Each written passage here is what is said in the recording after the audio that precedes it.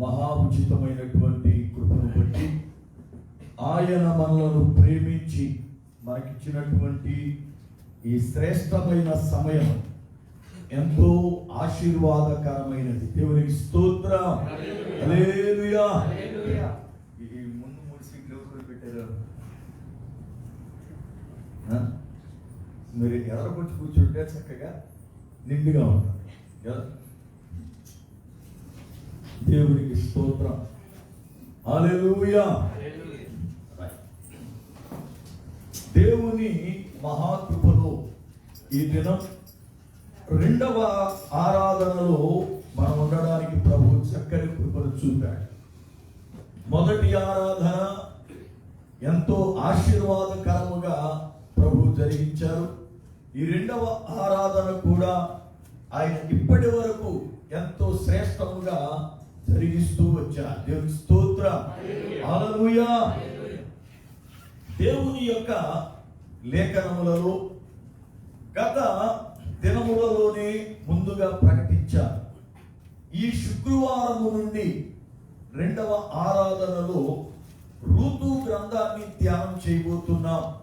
ప్రార్థన పూర్వకముగా సిద్ధపడి రండి అని ముందుగానే ప్రకటన చేశాం. దేవుని స్తోత్రం. దేవుని యొక్క లేఖనములలో ఎన్నో శ్రేష్టమైనటువంటి సంగతులు వ్రాయబడ్డాయి. మనకి హవాలీలో బైబిల్ కాలేజీ నడుస్తుంది. సాయంత్రం శుక్రవారం సాయంత్రం 5:30 నుండి 7:30 వరకు డిటిహెచ్ అనే బ్యాచ్ నడుస్తుంది. Diploma in theology. ఓన్లీ శుక్రవారం సాయంత్రం 5:30 నుండి 7:30 వరకు. అలాగనే శుక్రవారం రాత్రి 8 నుండి 10 గంటల వరకు, శనివారం రాత్రి 8 గంటల నుండి 10 గంటల వరకు పిటిహెచ్ అనేటువంటి బ్యాచ్ నడుస్తుంది. బ్యాచులర్ ఆఫ్ థియాలజీ అనబడుతున్నటువంటిది. ఈ యొక్క రాసుకొస్తున్నటువంటి బిడ్డలకు ఈ పుస్తకాలను గురించి ముందుగా వాటి వివరాలు చెప్పినప్పుడు అవి ఏమిటో, వాటి పరిస్థితులు ఏమిటో వాళ్ళకి అర్థమవుతా ఉన్నాయి. ఎందుకంటే వాళ్ళు బైబిల్ గురించి నేర్చుకుంటున్నటువంటి విద్యార్థులు. అయితే మీరు కూడా చక్కగా బైబిల్ గురించి నేర్చుకోవడానికి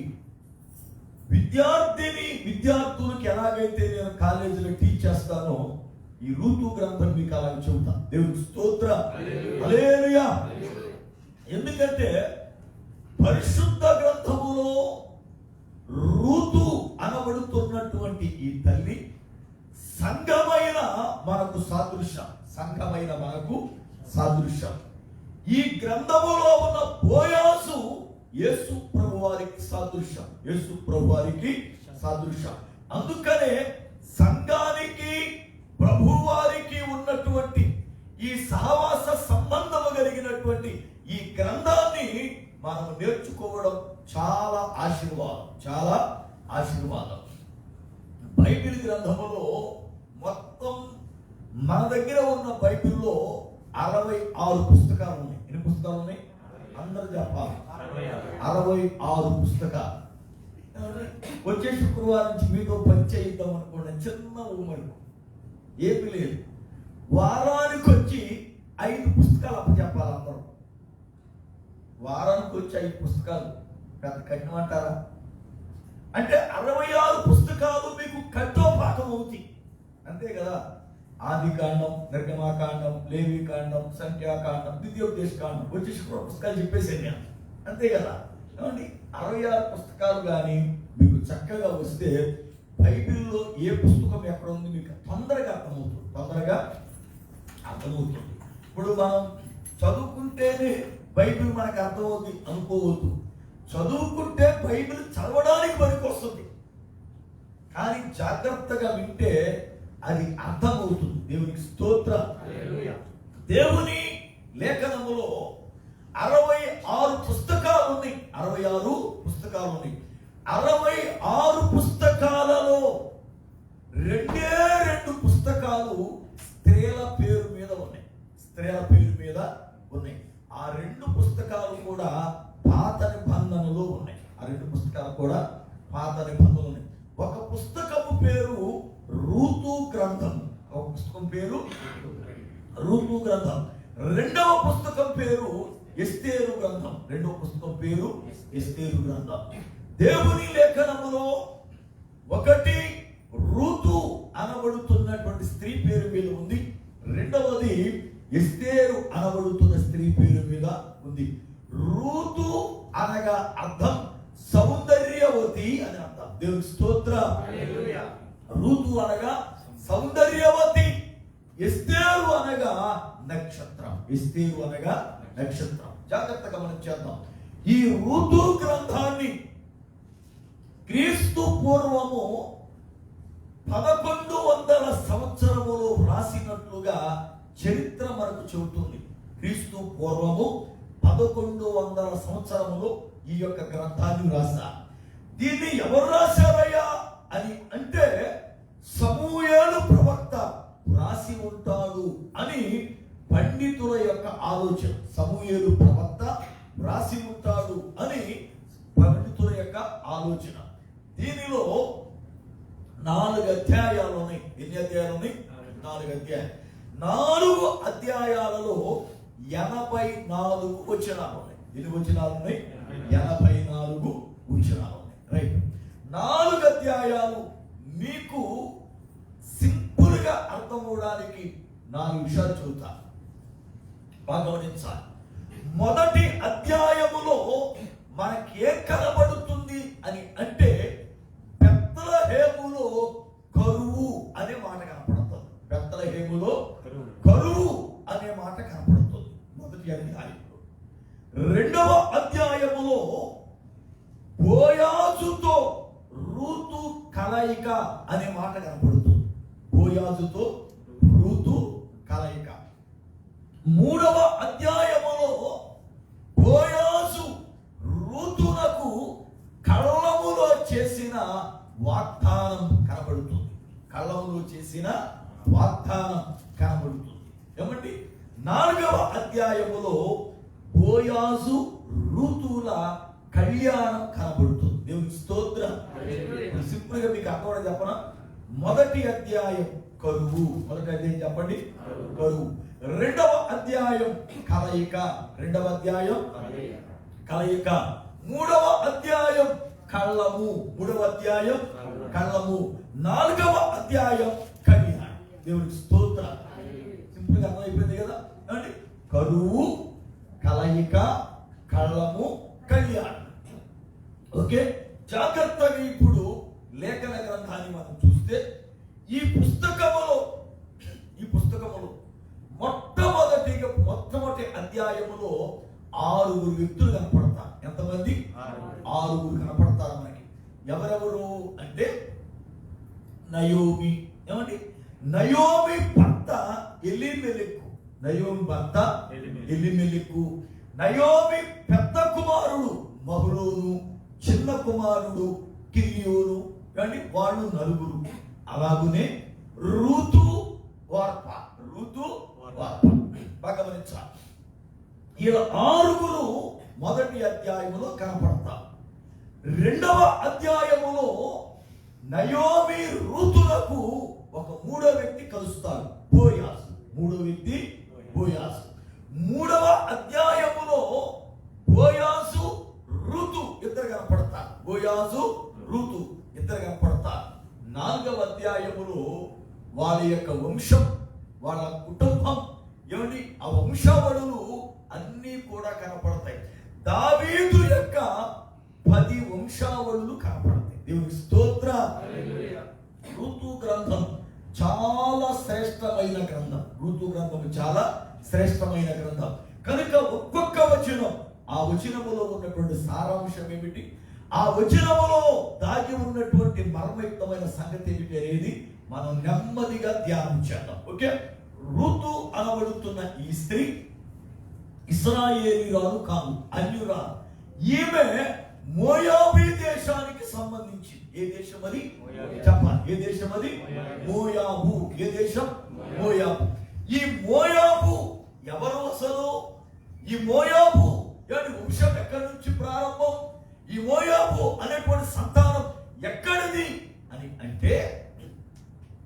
దేవుడు లోతు కుటుంబాన్ని ప్రేమించి సొదొమ కుమారాలలో వాళ్ళు అగ్ని గంధకముల చేత నాశనము కాకుండా ఉండాలని అబ్రహాముని జ్ఞాపకం చేసుకుని బలవంతముగా వాళ్ళు తడువు చేస్తున్న రెక్కలు పట్టు ఈడ్చుకొచ్చేసాడు బయటికి. రెక్కలు పట్టుకుని ఈడ్చుకొచ్చేసి అన్నాడు, మీరు వెనక్కి తిరిగి చూడొద్దు, పొండి ఎదరికి, వెనక్కి తిరిగి చూడొద్దు, మీరు అనుకున్నట్టుగా ఆ చిన్న ఊరు వెళ్తారన్నారుగా, వెళ్ళిపోండి, మీరు ఆ ఊళ్ళోకి వెళ్ళే వరకు ఆకాశం నుండి అగ్ని కురవదు అని మాటిచ్చాడు దేవుడు. అయితే వెళుతూ ఉండగా లోతు భార్య ఎందుకో వెనక్కి తిరిగి చూసింది. ఎప్పుడైతే ఇలా వెళుతూ భక్తి వెనకాల నడుస్తూ అలా వెనక్కి తిరిగినట్లుగా ఉప్పు స్తంభం అయిపోయింది. ఆమె అలాగే సజీవముగా ఉప్పు స్తంభం అయిపోయింది. ఇద్దరు కూతుళ్ళను తీసుకుని లోతు చిన్న ఊరికి వెళ్ళాడు. అక్కడ ఉండలేమని చెప్పి ఒక కొండ కింద ఉన్న గుహలోకి వెళ్ళాడు. అయితే లోతుకి ఇద్దరు కూతుళ్ళు వయసుకొచ్చినోడు, వాళ్ళు పెళ్లిడికి వచ్చినోడు. సొదొమ కుమారాలోనే పెళ్లి చేయాలనుకున్నాడు. ఆ పిల్లల్ని పెళ్లి చేసుకోబోయే అల్లుడు దగ్గరికి వెళ్ళి, రండి ఈ స్థలం నాశనం అవుతుంది అంటే వాళ్ళు ఎగతాళి చేసి రాలే. అందుకే వీళ్ళని తీసుకొచ్చేసాడు. అయితే ఈ ఇద్దరు ఆడపిల్లల్లో పెద్ద పిల్ల అంది చిన్నదాంతో మనతో పోవడానికి, అంటే మనం పెళ్లి చేసుకోవడానికి ఇక ఎవడు మా పురుషుడు లేడు, అందరూ చచ్చిపోయారు సొదొమ కుమారుల అగ్ని చేత. ఏంటి ఇక్కడ చూస్తే ఎవరు కనపడటం లేదు. అయితే మనం సంతానాన్ని కనేటట్లుగా మన తండ్రికి ద్రాక్షారసాన్ని త్రాగిస్తాను, ద్రాక్షారసం త్రాగి మత్తుడైతే మొదటి రోజు నేను వెళతాను అతని దగ్గరికి, రెండో రోజు నువ్వు వెళ్ళు అని చెప్పి పెద్ద కూతురు చిన్న కూతురికి చెప్పి వీళ్ళిద్దరూ కలిసి తండ్రికి త్రాగించి ద్రాక్షారసం, అతడు మత్తుడై ఉండగా అతనితో పులార పాపము చేసినప్పుడు పెద్ద కూతురు గర్భము దాల్చింది. ఆ గర్భాన పుట్టినవాడే మోయా. ఎందుకు ఇలాంటి విషయాలు కూడా దేవుడు రాశాడు బైబిల్లో. దీని పేరు పరిశుద్ధ గ్రంథం కదా. మరి పరిశుద్ధ గ్రంథంలో ఇలాంటి సంగతి రాయొచ్చా? చాలా మంది ఐదవలో ఉన్నటువంటి మధ్యన కామెంట్ చేసేవాళ్ళు చాలా మందికి అర్థం కాక, మీ బైబిల్లో తండ్రితోనే కూతురు పోయాడు, దేవుడు అది ఒప్పుకున్నాడు, అలా ఇలా చాలా మంది కామెంట్ చేస్తారు. జాగ్రత్త గమనించాలి. ఈ విషయాన్ని ఎందుకు రాశారు దేవుడు ఇక్కడంటే, వారు అలా నడిచినా కూడా నేను ఏది దాయకుండా మీ ముందు పెట్టా. ఎందుకో తెలుసా? అలా నడిస్తే వాళ్ళ జీవితాలు ఏమైనాయో మీకు తెలవడానికి, మీరు అలా చెయ్యకుండా ఉండడానికి. అందుకే వాక్యములో రాయించాలని దేవుడు మన ముందు పెట్టాడు. చూడండి అలా ఉందో లేదో ఒకసారి మనం చూద్దాం. కొరింథీయులకు రాసిన మొదటి పత్రిక 10వ అధ్యాయం 11వ వచనం. కొరింథీయులకు రాసిన మొదటి పత్రిక 10వ అధ్యాయం 11వ వచనం. చూడండి, ఈ సంగతులు దృష్టాంతరముగా వారికి సంభవించి యుగాంతమందున్న మనకు బుద్ధి కలుగుటకై వ్రాయబడిన. ఎందుకు రాయబడ్డాయట? ఏంటి? యుగాంతమందున్న మనకి బుద్ధి రావాలని.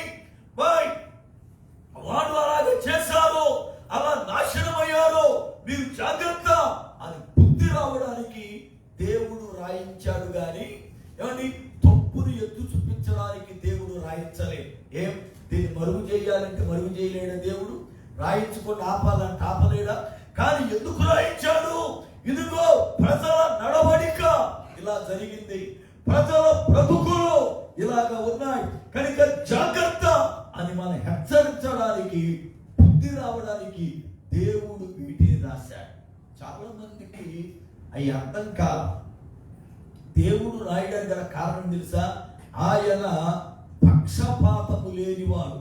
తప్పుని తప్పుగా చూపించాడు, ఒప్పుని ఒప్పుగా చూపించాడు. తప్పును ప్రోత్సహించేవాడు కాడు. ఆయన పరిశుద్ధుడు. నిత్యము దూతగణముల చేత పరలోకమందు పరిశుద్ధుడు అని కొనియాడబడుచున్న పరిశుద్ధ అలాంటి పరిశుద్ధుడు ఆకాశము క్రింద భూమి మీద ఎవరు కూడా లే. ఆయన నిత్య పరిశుద్ధుడు. అయితే ఈ లోతు పెద్ద కుమార్తెకు, లోతుకి పుట్టినటువంటి వాడు మోయాబు. ఈ సంతానములో నుండి బయటకు వచ్చిన స్త్రీ రూతు. బయటకు వచ్చిన స్త్రీ రూతు. అయితే అలాంటి సంతానములో ఉన్న ఆమె చరిత్రలోకి ఎలా వచ్చింది, ఇశ్రాయేలు యొక్క బిడ్డగా ఎలా మారింది, ఇశ్రాయేలీలో పైగా యేసుక్రీస్తు వంశావళిలో ఈమె పేరుంది. యేసుక్రీస్తు వంశావళిలో ఈమె పేరుంది. చూడండి, వాక్య గ్రంథం ఒకసారి చూద్దాం. మత్తయి సువార్త 1వ అధ్యాయము, పరిశుద్ధ గ్రంథములో నుండి మత్తయి సువార్త 1వ అధ్యాయము 5వ వచనం. నయస్సోను సల్మానును కనెను. సల్మాను రాహాబునందు బోయాజును కనెను. బోయజు రూతునందు ఓబేదును కనెను. ఈ వంశావళి యేసుక్రీస్తు యొక్క వంశావళి. యేసుక్రీస్తు యొక్క వంశావళి. ఈ రూతుని చేసుకున్నది ఎవరు అంటే రాహాబు కుమారుడైన బోయాజు. రాహాబు కుమారుడైన బోయాజు.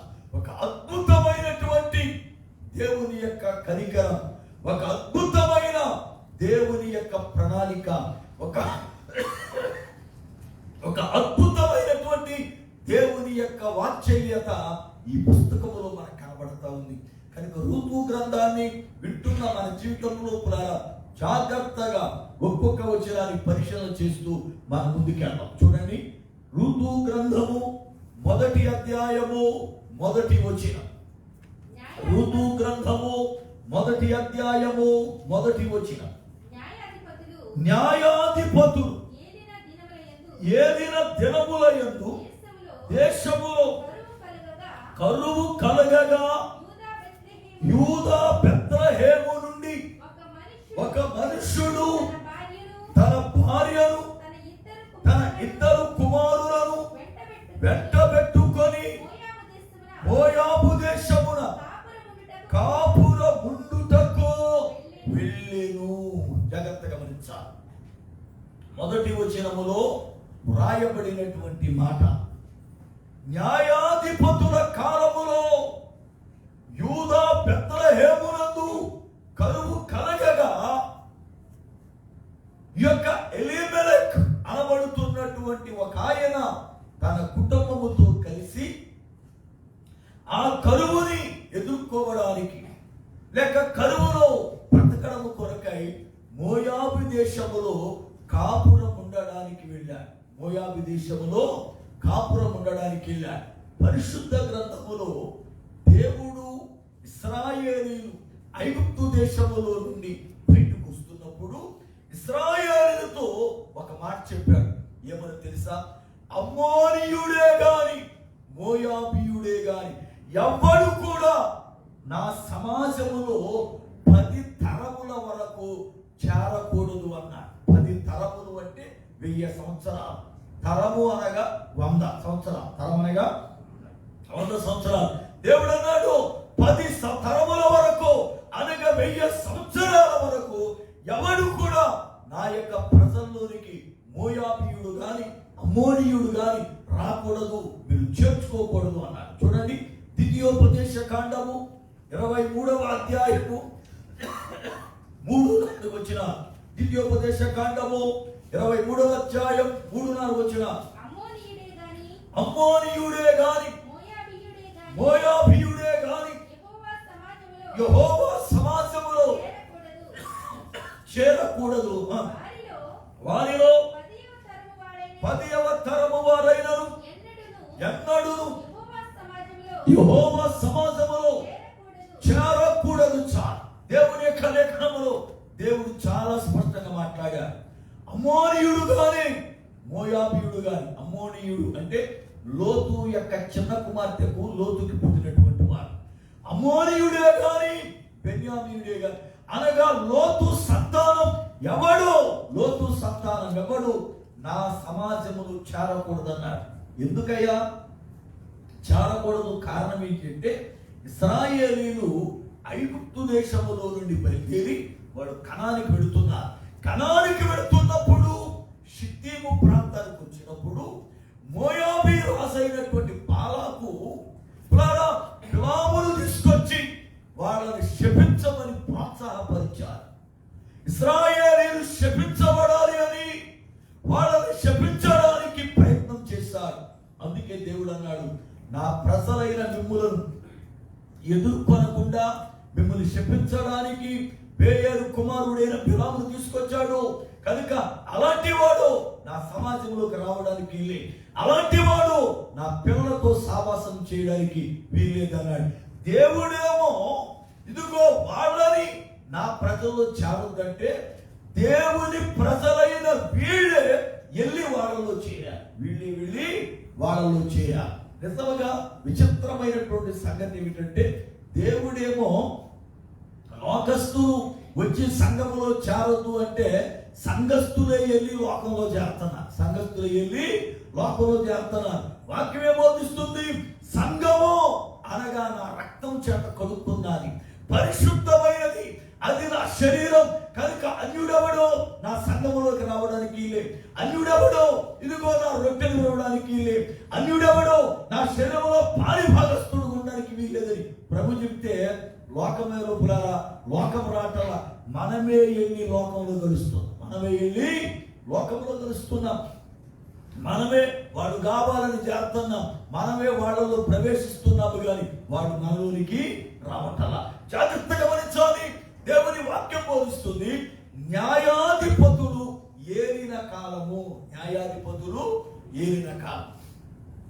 దేవుని లేఖనములో ఇశ్రాయేలీయులను దేవుడు ఐగుప్తు దేశము నుండి కనానుకు నడిపించడానికి దేవుడు ఇద్దరు నాయకులను వాడుకున్నాడు. ఇద్దరు నాయకుల్ని వాడుకున్నారు. ఎవరు వాడు అంటే ఒక ఆయన మోషే, రెండవ వ్యక్తి యెహోషువ. ఏమండి? ఐగుప్తు నుండి అరణ్యము వరకు మోషే నడిపించారు. అరణ్యము నుండి కనాను వరకు యెహోషువ నడిపించారు. అయితే కనానుకు చేరిన తరువాత యెహోషువ చనిపోయాడు. యెహోషువ చనిపోయినప్పుడు నాయకులు లేని జనులు పాడైపోతారు. ఏమైపోతారు చెప్పండి? నాయకుడు లేని జనులు పాడైపోతారు. ఏమండి? మనం ఇంటికాడ ఎంతో బాగున్నాం, ఇక్కడికి వచ్చినాక ఎందుకు పాడైపోయమంటారు? ఇంటికాడ అత్త ఉంటుంది, ఇంటికాడ మా ఉంటాడు, ఇంటికాడ బావ ఉంటాడు, ఇంటికాడ తల్లి ఉంటుంది, ఇంటికాడ తండ్రి ఉంటాడు, ఇంటికాడ భర్త ఉంటాడు, ఇంటికాడ బావ ఉంటాడు, ఇంటికాడ మన బంధువులు ఉంటారు. ఎంతో మన పైన ఒక నిఘా అనేది ఉంటుంది, భయం అనేది మనకు ఉంటుంది. అంటే మనకొక నాయకుడు ఉన్నాడు ఇంటికాడ, మనకొక నాయకుడు ఉన్నాడు. ఇక్కడ ఎవరున్నారు? నువ్వే టైంలో పంపకపోతే అదే టైం, ఏమండి? నువ్వేం చేస్తే అదే, నువ్వేం చేస్తే అదే కరెక్ట్. ఇక్కడ నేను అడిగేవాడు లేడు, అడిగినా నువ్వెవడు నన్ను అడగడానికి అంటావు. అవునా కదా? అడిగినా నీకు సంబంధం ఏంటి అంటావు. అవునా కదా? ఇక్కడ పరిస్థితులు ఎందుకు ఇలా అయిపోయినట్టే నాయకుడు లేడు, నాయకుడు లేడు. నాయకుడు లేని జనులు పాడైపోతా. నాయకుడు లేని జనులు పాడైపోతా. చూడండి, భార్య భర్తలు ఇద్దరు కలిసి ఉంటే బాగుంటారు. అవునా కదా? ఇద్దరు భార్య భర్తలు ఇక్కడే ఉండి ఆడొక ఇంట్లో ఆయమ్మ ఒక ఇంట్లో పాడైపోతారు. ఇద్దరు ఒక ఇంట్లో ఉంటే బాగుపడతారు, లేదా ఇద్దరు బయట ఒకే ఇంట్లో ఉంటే బాగుపడతారు. ఇద్దరు ఇక్కడే ఉన్న వేరు ఉంటే చెడిపోతారు. అవునా కదా?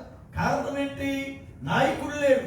ఏమంటే మనల్ని గద్దించేవాడు లేడు, మనకి బుద్ధి చెప్పేవాడు లేడు, మనకి భయము లేదు. నిజంగా కోడి దేశంలో గొప్ప చిత్రం ఏంటంటే, మీరు ఎవరికి భయపడరు నాకు తెలుసు కదా. ఒక్క సంఘంలో అయ్యగారికే భయపడతారు.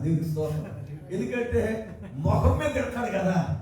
అవును కదా? ముఖం మీద తిడతాడు. అయ్యి బాబాయ్ మన అయ్యగారికి తెలిసిందంటే కదా చంపేస్తాడు. ఏం లేదండి. ఇంటికాడ నాకు తెలిసి మగవాళ్ళు మీ భార్యలు కూడా భయపడరు, ఆడపిల్లలు మీ భర్తలు కూడా భయపడరు. కానీ దేవుని కృప, దేవుని సేవకులకు భయపడుతున్నారు. ఇంట్లో మీరు ఎందుకు తిప్పుకున్నా ఇక్కడ మాత్రం భయపడతారు. దేవుని స్తోత్రం. అవునా? తిప్పుకుంటారు. నాకు తెలుసు సంగతి. అవునా కదా? ఏమండి? దేవుని లేఖనములో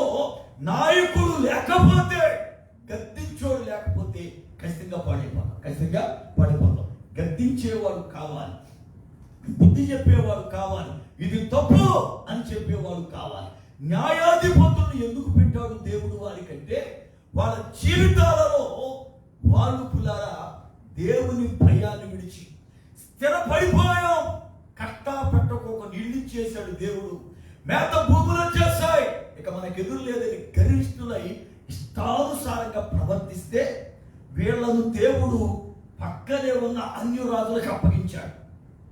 వాళ్ళు దండెత్తొచ్చి వీళ్లను చెలపట్టి వీళ్ళ పంటలు దోసుకుపోయి కుటుంబాలు నాశనం చేసి వీళ్ళని తీసుకుపోయేవాడు.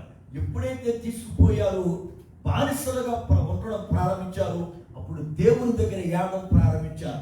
అయ్యా మా బుద్ధిహీనతను బట్టి మేము పాడైపోయాం, మా బుద్ధిహీనతను బట్టి మాకు బ్రతుకొచ్చింది, దయచేసి మమ్మల్ని రక్షించాయా, దయచేసి మమ్మల్ని విడిపించాయా అని ప్రార్థన చేస్తే వాళ్ళని విడిపించడానికి దేవుడు రక్షకుల్ని లేపాడు.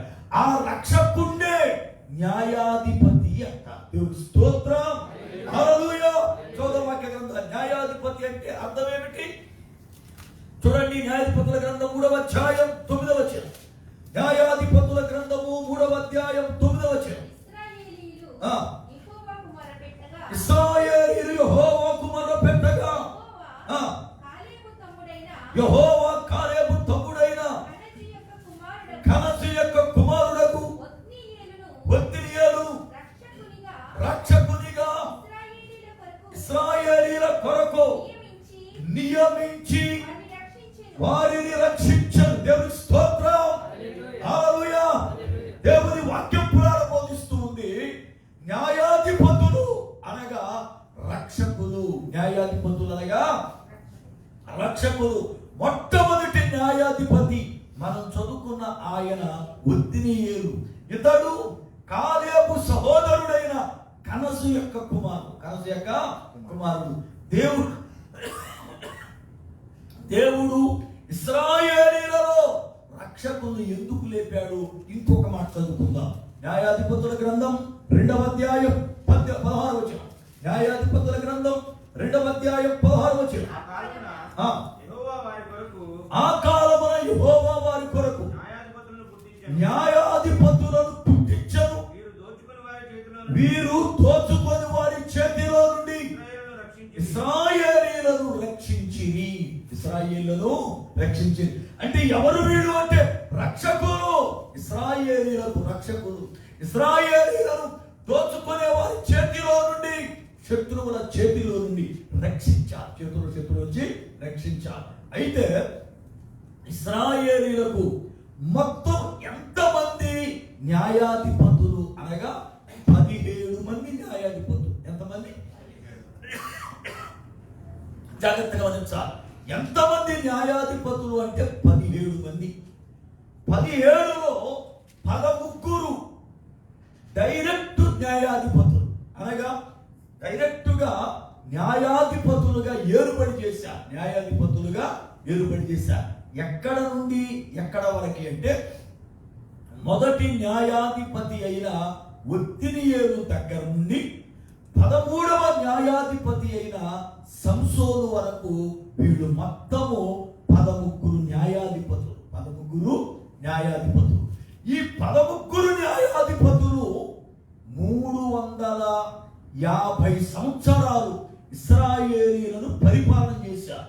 350 సంవత్సరాలు ఇశ్రాయేలీయులను పరిపాలన చేశారు.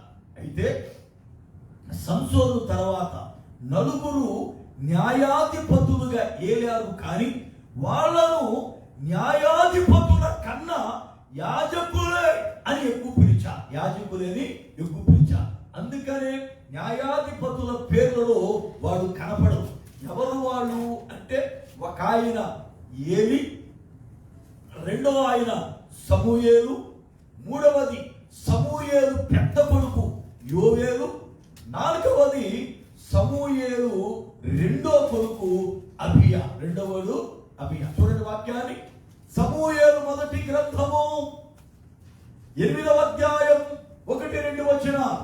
సమూయేలు మొదటి గ్రంథం 8వ అధ్యాయం 1-2 వచనాలు. తన కుమారులను ఇశ్రాయేలీయుల మీద న్యాయాధిపతులుగా నియమించాడు. అతని జ్యేష్ఠ కుమారుని పేరు యోవేలు, రెండవ వారి పేరు అబీయా.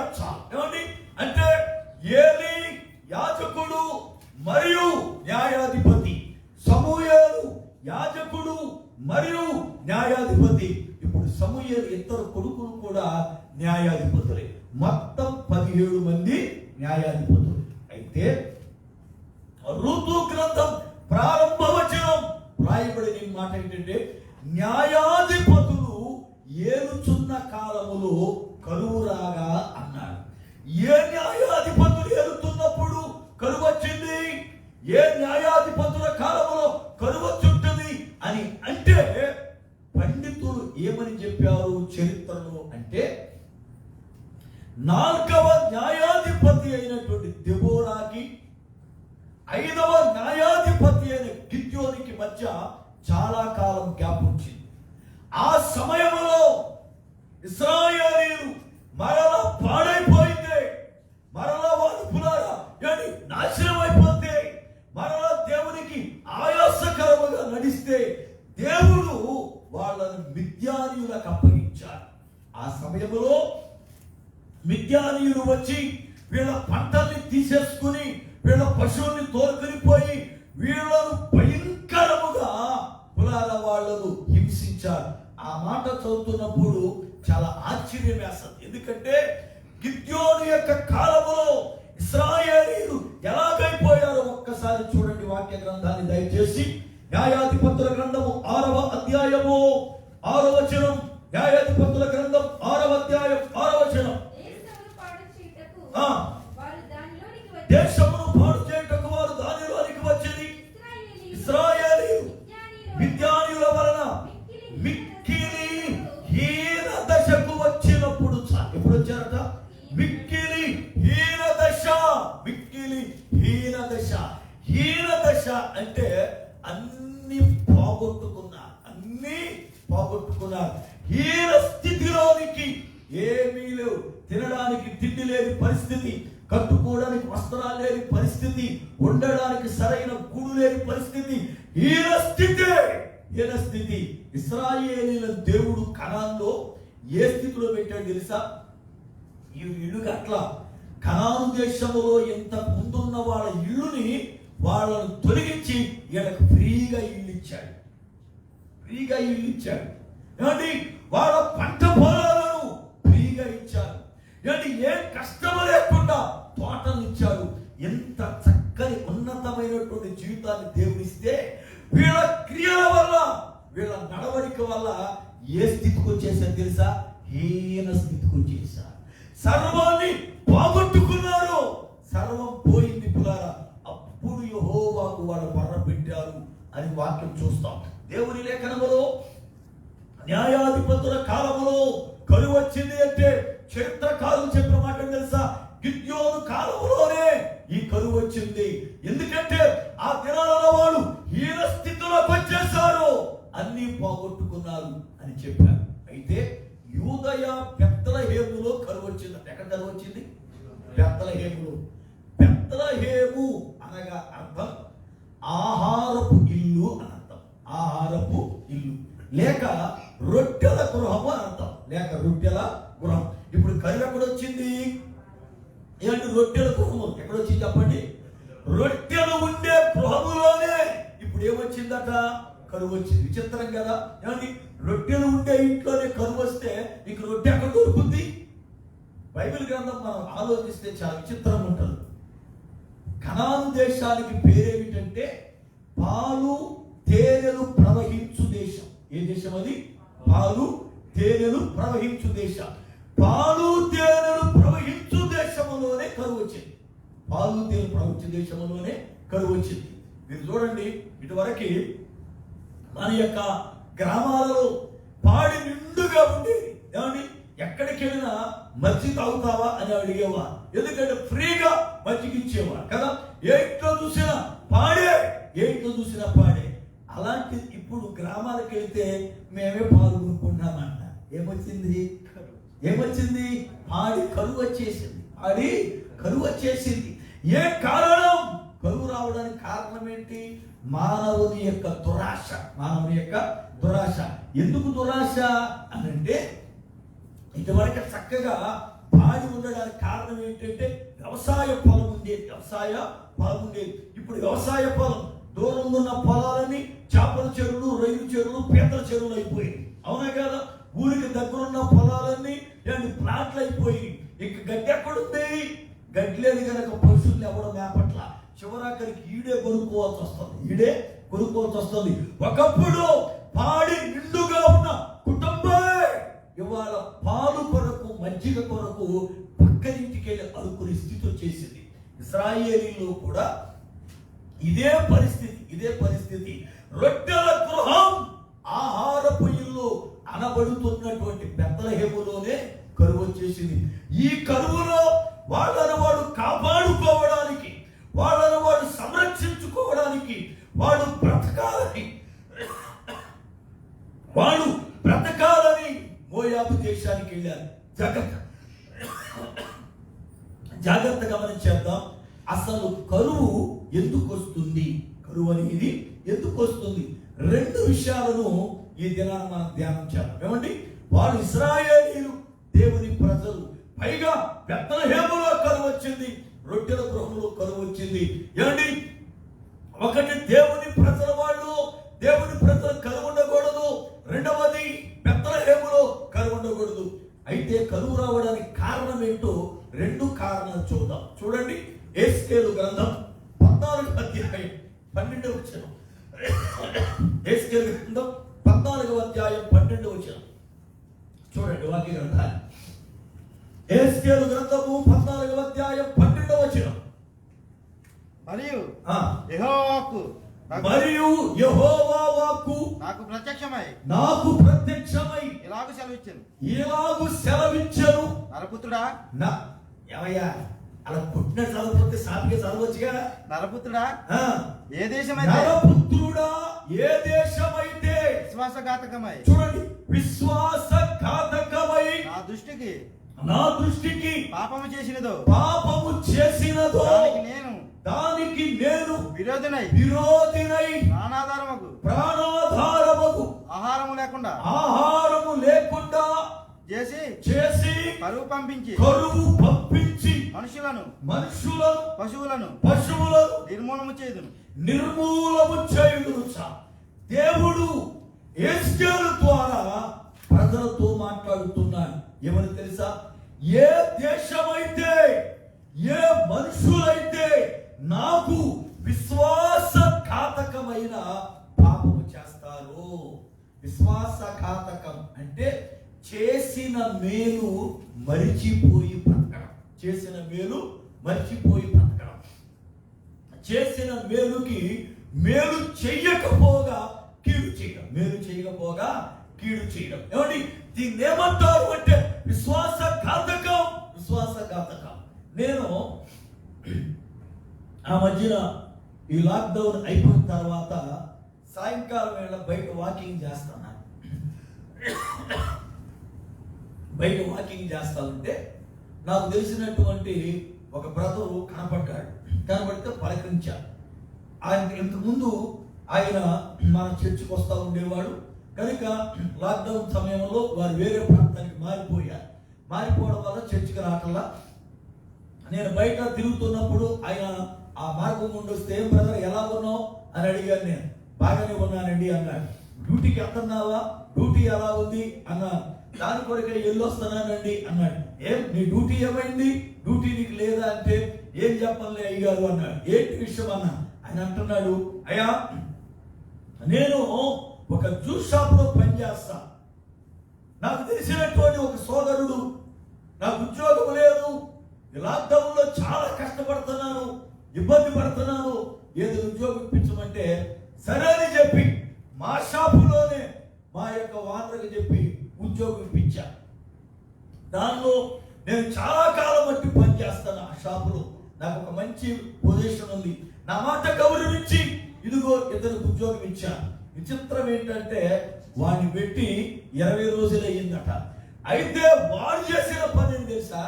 ఇతడు డ్యూటీలో లేని సమయంలో ఇతని మీద వాళ్ళ వానరకి సాగి చెప్పి వాడు కరెక్ట్ అయినోడు కాదండి, వాడు ఇలాంటోడు అని చెప్పి ఇతడు తిరిగి డ్యూటీకి వచ్చే సమయానికి ఇతన్ని తీయించేశాడు డ్యూటీలో నుంచి. తీయించడమే కాదు, ఇతడు ఏ పోస్ట్ లో ఉన్నాడో కొన్ని సంవత్సరాల బట్టి ఆ పోస్ట్ లోకి ఆ వ్యక్తి వచ్చేసాడు.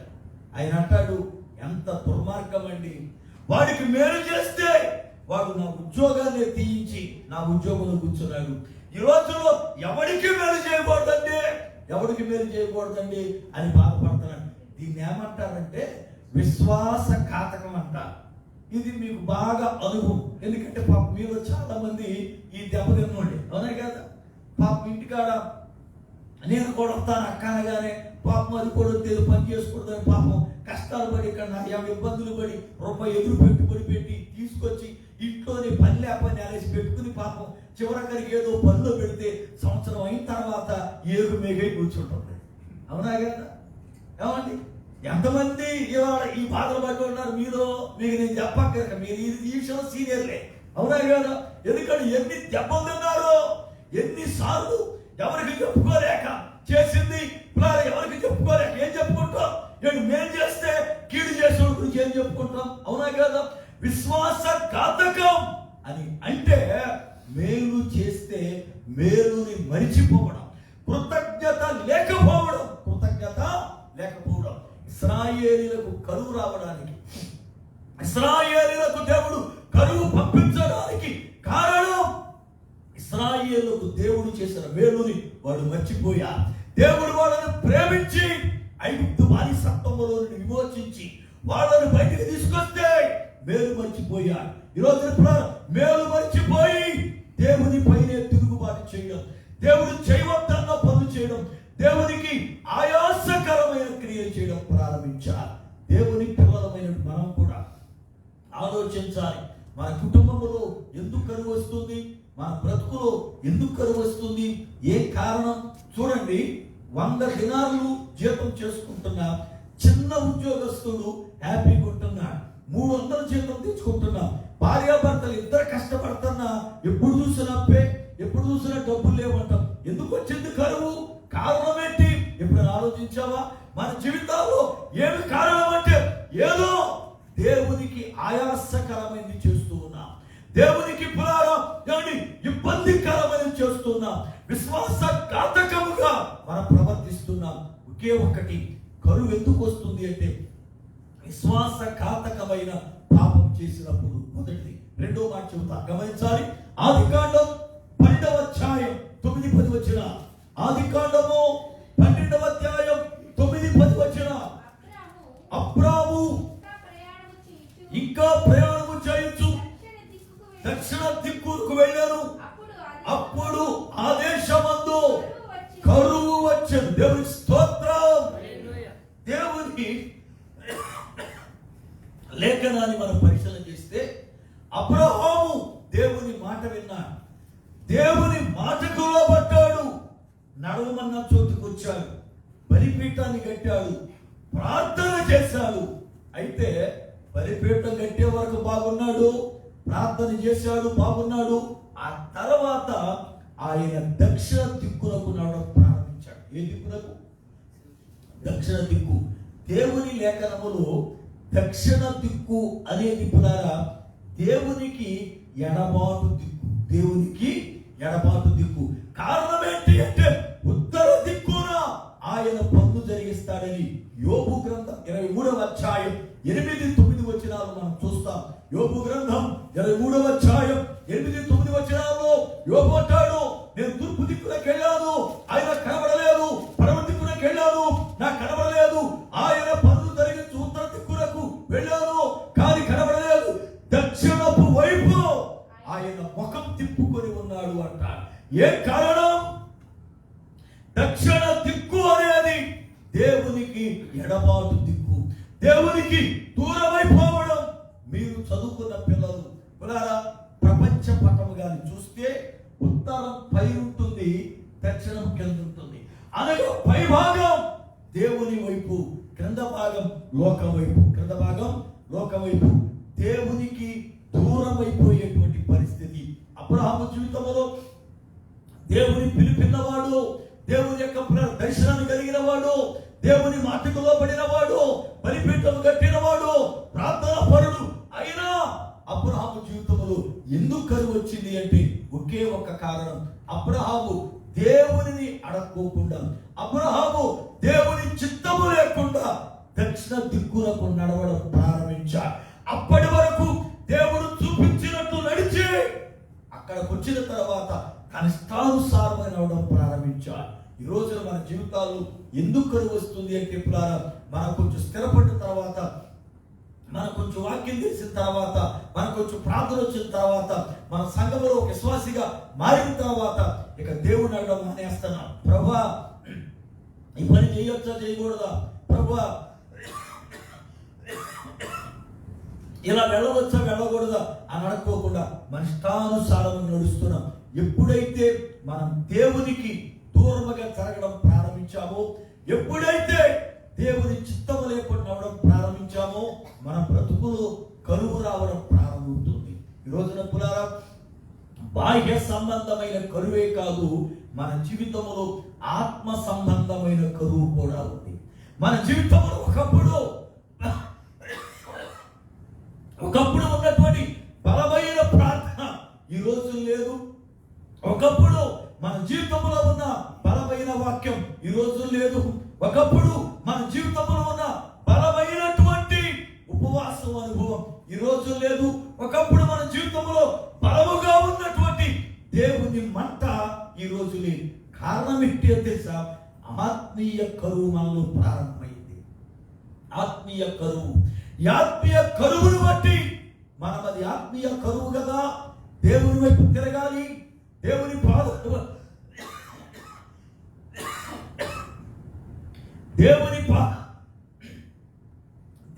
పాదాలు పట్టుకోవాలి అని ఆలోచించేయడం మానేసి ఇశ్రాయేలీల వలె మోయాబు వైపు మన ప్రయాణాన్ని కొనసాగిస్తున్నాం. ఈ యొక్క సాయంకాల సమయంలో కరువు రావడానికి కారణం ఒకటి విశ్వాసఘాతకమైన పాపం, రెండవది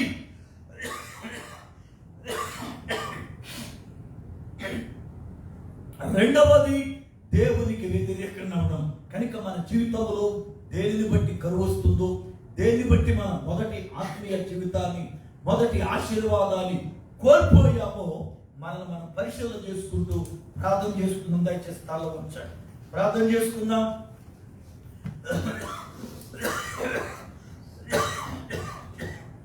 ప్రార్థన చేసుకుందాం.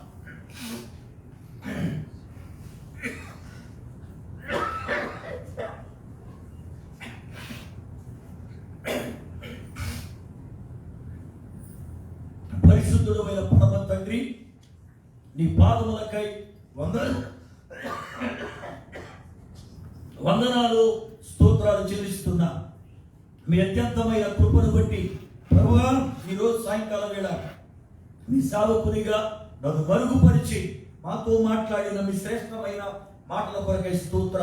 నాయన దగ్గు వల్ల కొంచెం అవాంతరం కలిగిన నీ కరికిరాన్ని బట్టి మీ పాత్రగా మీరు వాడుకున్నారు. ప్రభునికి స్తోత్ర. ఈ దగ్గు వల్ల ఎంత దూరపరచండి,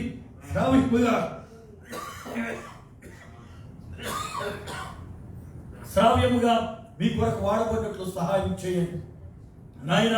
విన్నటువంటి వాక్యం ప్రజల హృదయాలు నీరు గట్టి ఫలింపు దయచేయండి. మహిమ ఘనత ప్రభావాలు మీకే చెల్లిస్తూ యేసు నామమున ప్రార్థిస్తున్నాను పరమ తండ్రి, ఆమేన్.